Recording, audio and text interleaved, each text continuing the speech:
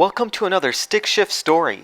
In today's episode, we're going to cover the 1988 through 1998 GM pickup trucks. Are these old body style pickup trucks any good?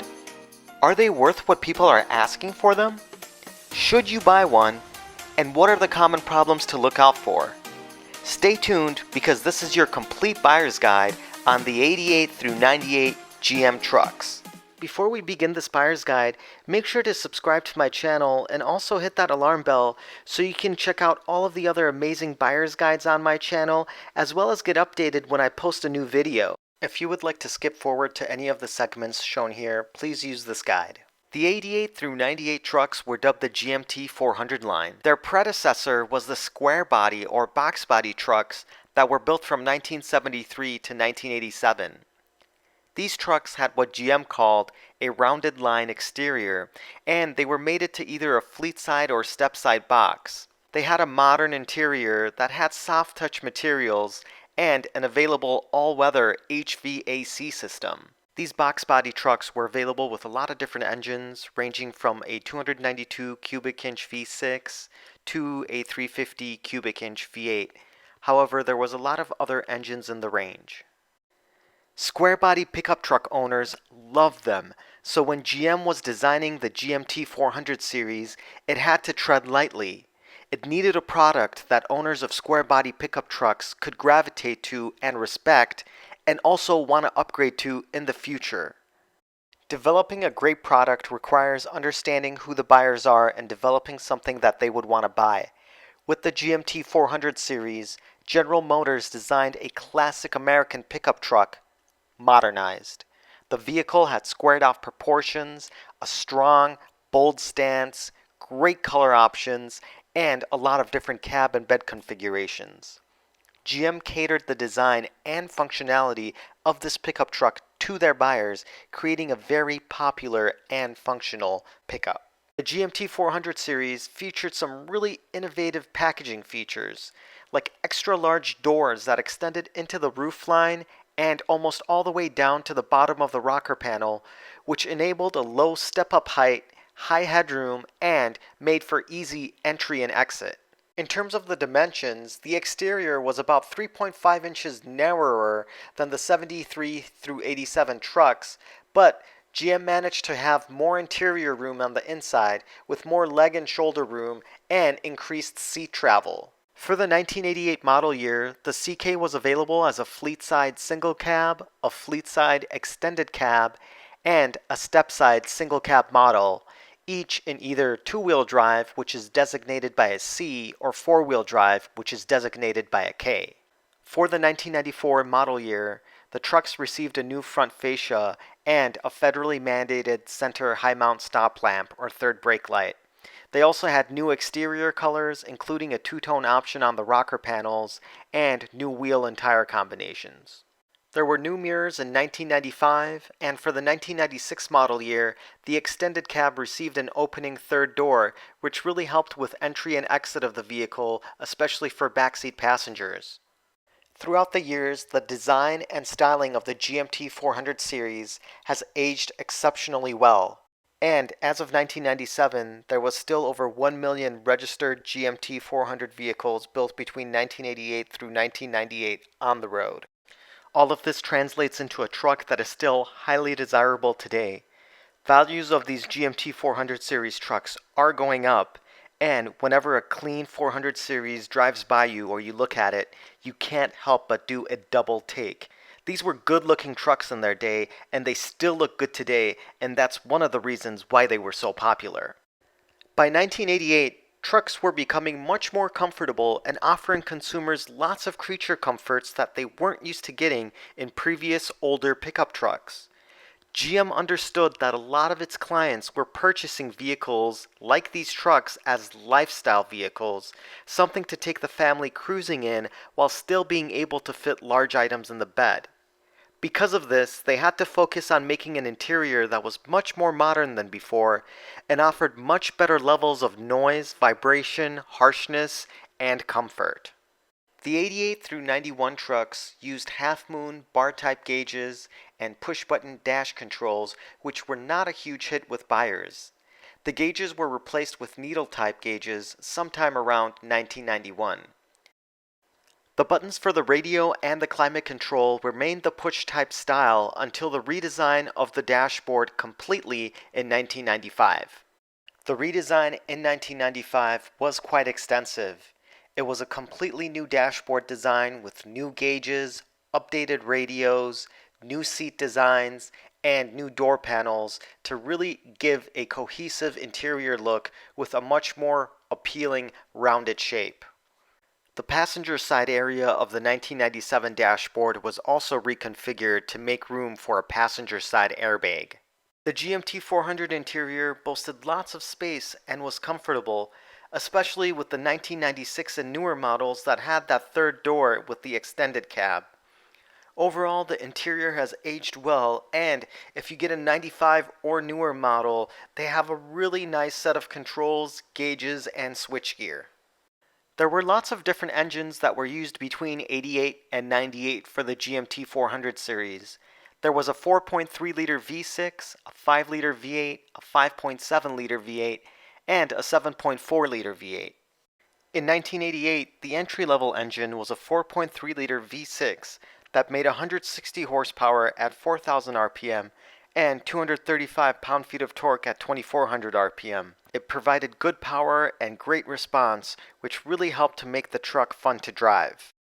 For the 1996 model year, they lost the TBI fuel injection system and gained a lot more horsepower, with the 5.7-liter getting an additional 50 horsepower. Also, torque went up a fair amount as well, and as you can see in this chart, the difference between the 88 original engines and the revamped engines in 1996 is quite dramatic. The 4.3-liter engine gained an additional 40 horsepower, the 5-liter gained an additional 45 horsepower, and the 7.4-liter gained a lot of power as well. No matter what year or engine that you're looking at, the GMT 400 series have proven to have reliable, stout engines that can last for hundreds of thousands of miles with normal maintenance. Transmission options consisted of a 3-speed automatic or 4-speed automatic and 4 or 5-speed manual transmissions.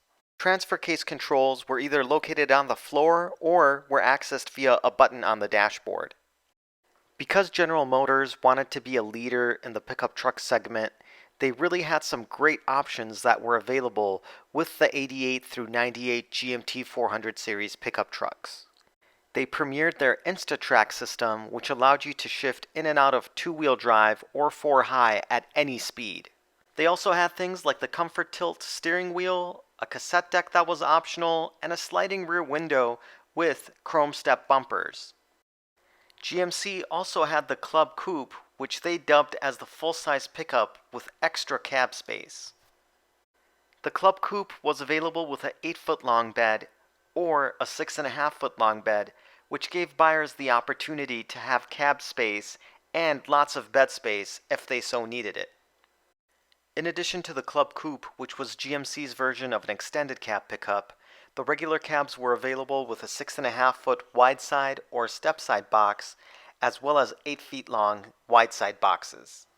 All of these cab and box configurations helped General Motors to market this truck to a lot of different people. Whether it was for pleasure or business, they had a truck for you, and you could option it the way you wanted it. The sports side boxes measured around 49 inches wide, and they had exterior fiberglass panels that were resistant to rust and dents. The frames for the GMT 400 series were brand new, and they were built by either A.O. Smith Automotive, Dana, or Tower Automotive. This latter type frame was fully welded and offered heavy C-channel side rails that have boxed front sections for added strength. The cross members were bolted, welded, and riveted to resist twisting and flexing, and the entire frame was dipped in a hot wax bath to help it resist rust and corrosion. The trucks had really good rust resistance with 2-side galvanized steel on all exterior panels except for the roof, and 5 layers of paint protection, which included pre-coated steel, a zinc phosphate wash, uniprime, acrylic enamel finish, the clear coat, and anti-chip coating by the rocker panels. The trucks offered a independent front suspension for better ride and handling, long-range fuel tanks, and a two-stage multi-leaf rear spring setup. The beds were free of any exposed bolts. It had a quiet tailgate, precision angled door handles, and plenty of stopping power with ABS brakes. Starting in 1993, the interior offered Scotchguard for easy cleaning and stain resistance. Also, the seats were redesigned with the interior redesign and offered more comfort and better materials. Additionally, a leather interior was now optional on the high-trim Silverados. The exterior was available in a lot of two-tone color combinations, from a conventional setup to a special setup and even a deluxe setup. The nice thing is that the GMT400 series offered a lot of really striking color combinations. They still look fresh and modern today, and with the two-tone paint job, kinda gives it a retro throwback look. Some standout models include the Sierra ST, the Work Truck series that was unveiled as a base entry-level truck for people that were just going to use it for work. The star of the show in the GMT 400 series just might be the 454 SS. Introduced in 1990, it was powered by the 454 cubic inch 7.4 liter V8, producing 230 horsepower and 385 pound-feet of torque. It was mated to a 3-speed automatic transmission with a 3.73 rear axle ratio to add to the truck's performance. For the 1991 model year, a tachometer was added to the interior. There was a new 4-speed automatic transmission, more horsepower and torque, and the rear axle ratio was lowered to 4.10 to 1 for extra power off the line. These trucks were only available with a special garnet red interior with black trim, high back reclining sport bucket seats, and a center console. If you're looking at purchasing one of these trucks, there are definitely some common problems to be mindful of before your purchase. To regain adequate steering, you might need to replace your idler arm and pitman arm swing set. One of the most common failing points is the bronze bushings that the idler arm uses to pivot. With age, the CV front axles have proven to be weak and will need replacement or an upgrade in the future if you notice any clicking while you're turning or steering. Due to the age of these trucks, the suspension might feel worn, bumpy, or less compliant than it should. Chances are that the rear springs or the torsion bar may have worn out. The rear springs are easy to replace, but finding really like-new torsion bars may be hard. Also, it's a good idea to look for cracks around the frame mounts and bolt tabs of the torsion bar mount. If the engines are running rough or hesitating, it might be a problem with the intake gasket. This is generally a pretty straightforward repair, so it's not a big deal. Additionally, the TBI system for the engines built before 1996 are also very reliable, as they use a couple of sensors and 2 injectors. Due to the size and the heft of the doors, you may notice that they're saggy. This can be due to a lot of different factors, but usually new hinge pins and bushings can be purchased to remedy this issue. Note that you may need to have an auto body shop do this, as it does require a certain skill set. GovLock, GM's solution for a pseudo limited slip differential, has been proven to be somewhat problematic. It's very hard to rebuild properly, and it can cause a lot of different problems for people. It's recommended to either go with a fully open differential or a full carrier locker for better performance and reliability. If your K1500 doesn't go into 4-wheel drive, it's probably your thermal linear actuator. This is built into the front diff, and it acts as a sensor to engage the 4-wheel drive system. If it's broken or not operating correctly, that will not occur. If you live in a state where it's cold and they use chemicals or salt to get rid of the snow and ice, chances are that you're going to come across rust, and it could be a lot of rust. Areas to look include the cab corners, underneath the front doors, by the rocker panels, in the rear wheel arches, and the frame of the vehicle. It's really important to try to find a solid, well taken care of truck so that you can have years of driving enjoyment. Additionally, it's important to check the interior to make sure that the seats are in good shape and all of the electrics, including the gauges on the inside, work. After all of this information, what's my verdict on the GMT 400 series trucks? Well, I give them a 9.5 out of 10 burnouts. They look great, have really reliable engines and transmissions, they come in a lot of great color combinations, and my dream 400 would be a 1993 454 SS. Guys, thanks so much for watching. Please hit that like and subscribe button. Stay safe, and we'll see you for the next video.